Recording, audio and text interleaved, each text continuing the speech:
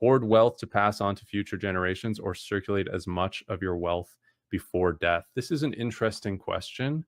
Yeah, this is very interesting. It's an interesting way you phrase this as well, hoard wealth to pass on to future generations. Is that not just the same thing as circulating it into the world as well, just, beyond your own time horizon of life, right?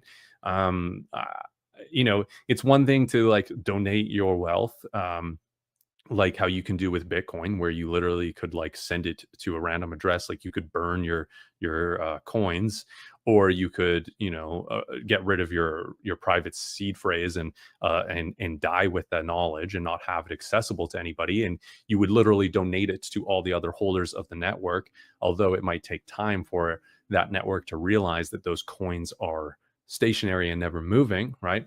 So it would take time for that to be put into effect, basically.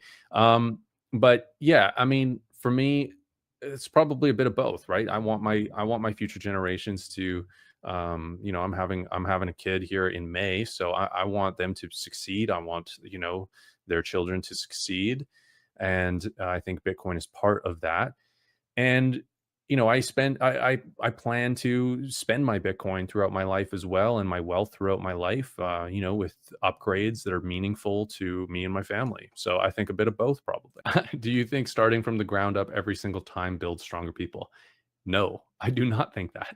I think that, you know, being, building emotional intelligence with your offspring, being there for them, helping them educate, working through the challenges that they have in their lives. We all have a huge abundant amount of challenges, and you know, I think it's very helpful to get help, not directly solving those issues for somebody, but teaching them how to solve issues themselves. Um, I think this is what builds strong people.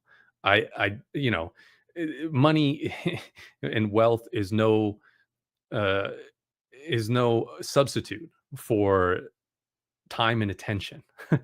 It is that's why you can see, very weak people who have inherited huge amounts of wealth.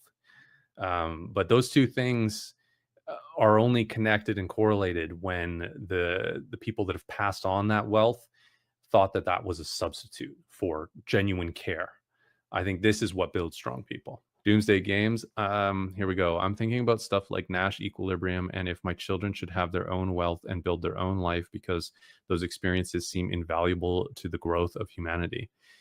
Yeah, there is something to that, right? There's something to the idea of not uh fully just setting them up for life and saying, hey, you never have to work, you never have to do anything, right? There's got to be a medium there, like there's a lot of really wealthy people who do this as well. They set up some sort of trusts, and it's like a relatively small amount compared to their actual wealth, and they give a lot of their wealth to other things as opposed to passing it on to their generations. I think that's probably smart, and it's really just dependent on, again, I think the wealth passing on is a small thing. Like, I think there's a certain type of people that wait, Tim Dillon has these great jokes about people in Long Island where he grew up, where they're just waiting, they live with their family. They're literally waiting for their parents to die so they can inherit their home. And it's a terrible idea, and Tim Dillon always goes into very dark stuff, but um it takes a certain type of person to do that, to just like not want to create something in this world, but just like say, hey, this asset that I'm going to get, eventually, I'll just wait until that happens, and then I'll be made, I'll be set. And it takes a certain type of person. And I think that there's a way to potentially, raise your future generations, your children, to not become that type of person that is just waiting to be gifted something. I think we gotta create strong, independent people.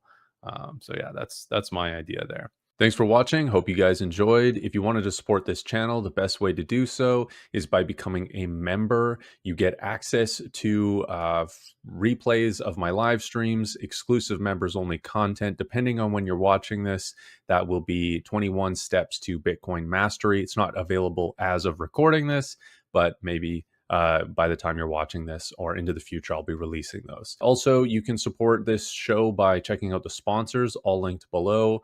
Bitcoin Well, which offers non-custodial Bitcoin, which means you send them money, they send you Bitcoin directly with the lowest spread in Canada and the US. They have non-KYC options available. And if you use my link in the description, you'll actually get some free bonus Bitcoin.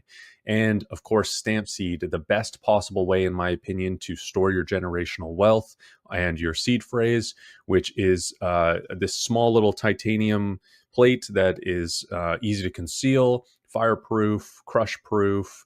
You can throw anything at it, it'll weather it, and you can stamp your seed with their kit, and you can actually get 15% off of that kit by using my code BTC not crypto 15. Thanks again.